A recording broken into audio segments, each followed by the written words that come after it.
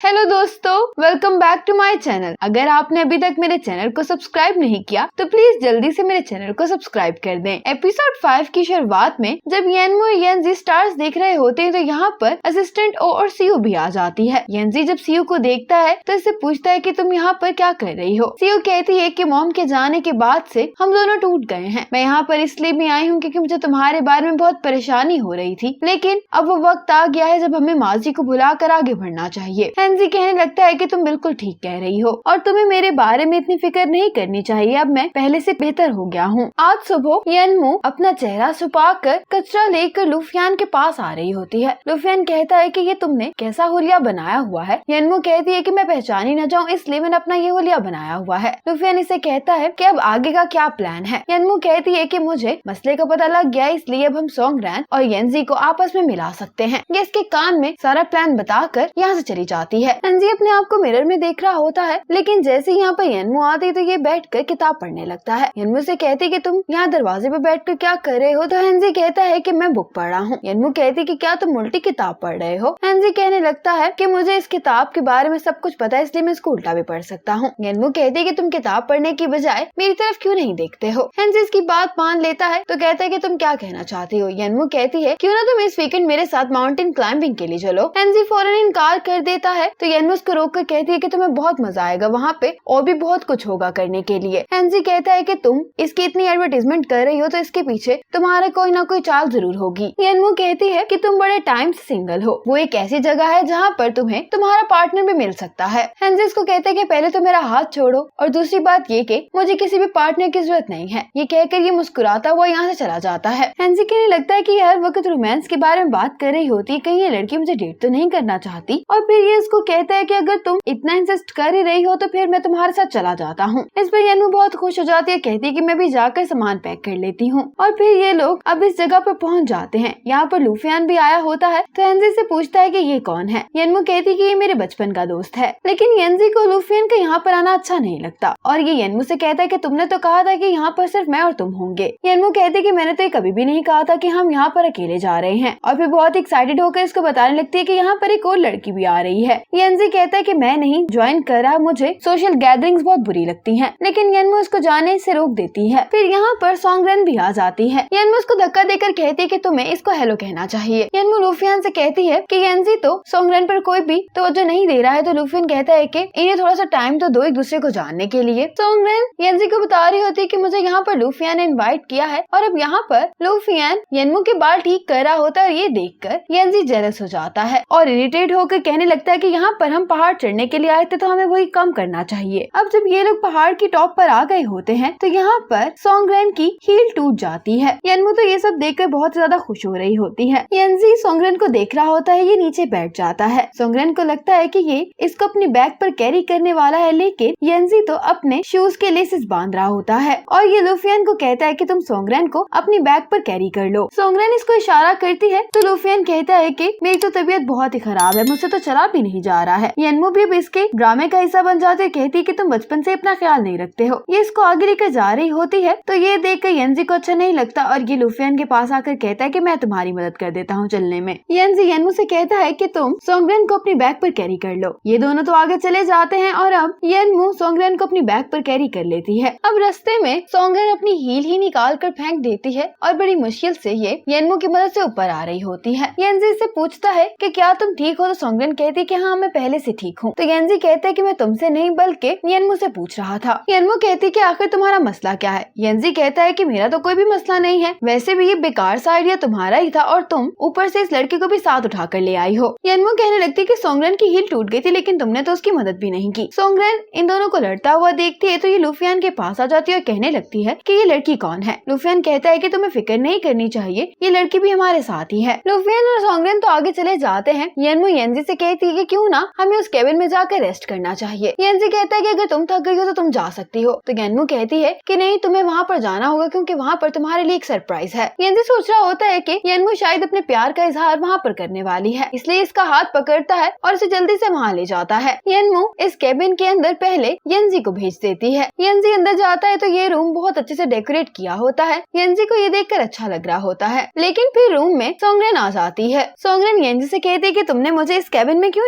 Invite किया है। येनजी तो हैरान होता है और वो कह रहा होता है कि मैंने तो तुम्हें यहाँ पर इनवाइट नहीं किया। सोंगरेन इसकी ये वाली बात इग्नोर करके कहने लगती है कि मैं बचपन में जब तुम पियानो बजाते थे तो मैं उसको देखा करती थी और तुम्हें पता है कि आज मैं पियानिस्ट भी सिर्फ तुम्हारी वजह से बनी हूँ, क्योंकि मैं तुमसे मिलना चाहती थी दोबारा। लूफी येनमू के पास आकर कहने लगता है कि मुझे लगता है कि हम लोग इन दोनों को मिलवाने के लिए बहुत जल्दी कर रहे हैं। इस तरह का रिलेशनशिप आहिस्ता आहिस्ता बिल्ड होता है। येनमू कहती है कि मेरे पास इतना टाइम नहीं है। फिर ये लूफियान को काला कपड़ा देकर यहाँ भेज देती है। अब इस केबिन के अंदर अंधेरा हो जाता है। येनजी कहता है कि क्या हुआ ये देखने के लिए मुझे बाहर जाना चाहिए, लेकिन सोंगरेन कहती है कि मेरे पैर में बहुत दर्द हो रही है, मुझे लगता है कि मैंने अपना पैर फिर से मोड़ लिया है। ये येनजी से कहती है क्या तुम मेरे लिए मेरा पैर रब कर सकते हो। सोंगरेन बेड पर लेट जाती है और इसको लग रहा होता है कि फाइनली येनजी इसकी तरफ अट्रैक्ट हो रहा है। येनमू इसके पास आने लगता है तो इसको कहता है कि तुम्हारा फेस इतना रेड क्यों हो गया है, ऐसा लग रहा है जैसे तुम्हारा फेस सूज गया है। और फिर जब ये देखती है तो बेड के ऊपर गुलाब के फूल पड़े होते हैं। सोंगरेन चिल्लाते हुए कहने लगती है कि मुझे गुलाब के फूल से एलर्जी है। ये देखकर येनजी को गुस्सा आ जाता है और ये चिल्लाते हुए येनमू को यहाँ पे बुलाता है। सोंगरेन तो इतना एम्बैरेस हो गई होती है कि इसने अपना फेस इस जैकेट से कवर किया होता है। येनजी इसको हॉस्पिटल लेके जाने के लिए तैयार होता है, लेकिन सोंगरेन कहती कि मैं नहीं चाहती कि येनजी मेरा फेस देखे। तो लूफियन कहता है कि मैं इसको हॉस्पिटल ले जाता हूँ। इन दोनों के यहाँ से जाने के बाद येनजी से पूछता है कि सोंगरेन ने मुझसे ये क्यों कहा था कि मैंने उसको रूम में इनवाइट किया है। येनमू कहती कि इस बात से फर्क नहीं पड़ता है, मुझे तुम ये बताओ कि तुम्हें सोंगरेन कैसी लगती है। येनजी कहता है कि तुम्हारे लिए ये बात जरूरी क्यों है। येनमू अपने दिल में सोचती है कि ये मेरे लिए जिंदगी और मौत का मामला है तो ये मेरे लिए इम्पोर्टेंट ही होगी ना। सोंगरेन जब हॉस्पिटल में वेट कर रही होती है तो यहाँ पर जो लोग गुजर रहे होते हैं ये सोंगरेन को देखकर उसकी पिक्चर्स ले रहे होते हैं। ऐसी हालत में लूफियन ये देख लेता है और इस लड़के से सोंगरेन की ये पिक्चर डिलीट करवा देता है। जब ये लोग डॉक्टर से मिलकर आ जाते हैं तो सोंगरेन इसका शुक्रिया अदा करती है और इसे पूछती है कि तुम मेरे साथ इतना अच्छा बिहेव क्यों कर रहे हो। लूफियन कहता है क्योंकि हम दोस्त हैं। सोंगरेन कहने लगती है कि आज तक कभी भी कोई मेरा दोस्त नहीं बना है, इसलिए तुम मेरे पहले दोस्त हो। और ये कहने लगती है कि आज का दिन इतना भी बुरा नहीं है। घर पर आकर येनमू इसी बात पर परेशान हो रही होती है कि मैंने इतनी सारी स्कीम्स आजमा ली है, लेकिन येनजी पर कोई भी स्कीम काम नहीं कर रही है। अब भला मैं उसको सोंगरेन से प्यार कैसे करवाऊंगी। यहाँ पर असिस्टेंट वो आ जाता है और कहता है कि मैं आजकल प्यार के बारे में बुक्स पढ़ रहा हूँ। इसको एक बुक देता है और कहता है कि ये तुम्हारी मदद जरूर कर सकती है। येनमू ये देखकर खुश हो जाती है और अपने असिस्टेंट से कहती है कि क्या तुम्हारे पास ऐसी और भी किताबें हैं। तो असिस्टेंट वो तो पूरा बैग ही ऐसी किताबों का भर कर लाया होता है। अब येनमू भी इन्हीं सब किताबों को पढ़कर याद करने की कोशिश कर रही होती है। येनजी जब बाहर जाकर इन बुक्स के टाइटल पढ़ रहा होता है तो सोचता है मैंने नहीं सोचा था कि मैं भी येनमू को पसंद करूं, इसके लिए इतनी मेहनत करेगी। अब येनमू येनजी के पास एक मूवी लेकर आ जाती है और इसे कहती है कि हम दोनों को ये साथ देखनी होगी। ये एक रोमांटिक मूवी होती है। तो येनमू इसके करीब आकर कहने लगती है कि ये देखकर तुम्हें कोई एक्साइटमेंट फील नहीं हो रही है। येनजी कहता है कि हाँ। येनमू उसको समझा रही होती है कि इसे कैसे रिएक्ट करना चाहिए। तो इतने में येनजी येनमू को किस कर लेता है। येनमू इसको पीछे धक्का देती है और इसके मुंह पर थप्पड़ मार देती है। येनमू गुस्से में इसको कहती है कि अगर तुमने आइंदा से कोई हरकत की ना तो मैं तुम्हें जिंदा नहीं छोड़ूंगी। ये कहकर येनमू यहाँ से चली जाती है। येनमू जब अपने घर पर होती है तो सोच रही होती है कि कहीं येनजी को मुझसे प्यार तो नहीं हो गया। तो इतने में इसका असिस्टेंट वो भी आ जाता है। येनमू से कहने लगती है कि मैं और येनजी एक दुनिया से नहीं है और अगर येनजी को मुझसे प्यार हो गया तो हम माजी और मुस्तकबिल में होने वाली सारी चीजों को चेंज कर देंगे। असिस्टेंट वो कहता है कि क्या तुम भी येनजी को पसंद करती हो। तो येनमू कहती है कि इसका तो सवाल ही पैदा नहीं होता क्योंकि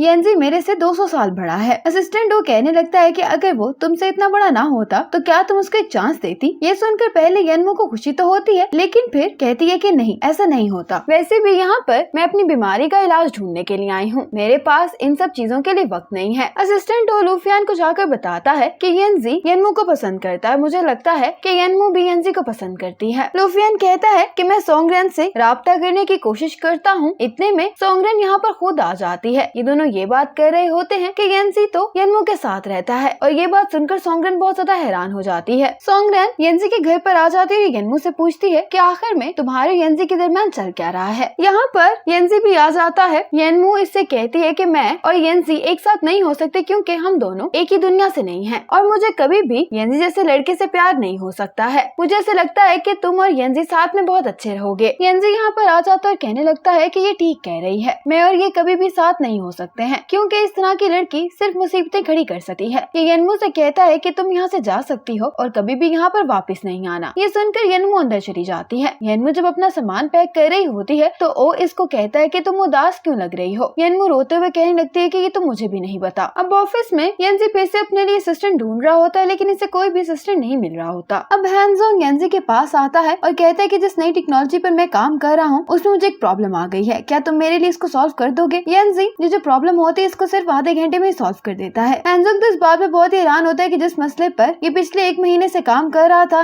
येंजी ने उसको सिर्फ आधे घंटे में हल कर दिया है। येंजी उसको कहता है कि अगर तुम्हें कोई और काम नहीं तो तुम यहाँ से जा सकते हो। इसी मोमेंट पर एपिसोड 5 खत्म हो जाती है।